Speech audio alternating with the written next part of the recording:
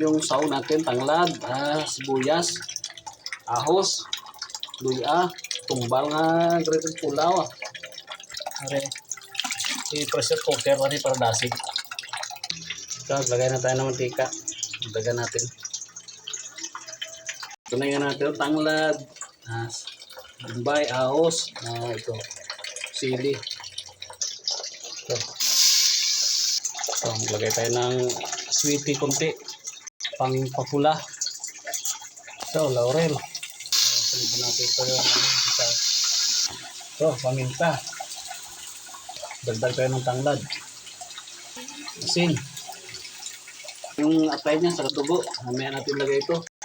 Bisayin muna natin ito bago lagyan ng tubig. I-pressure cooker natin kasi mabilis lumambot.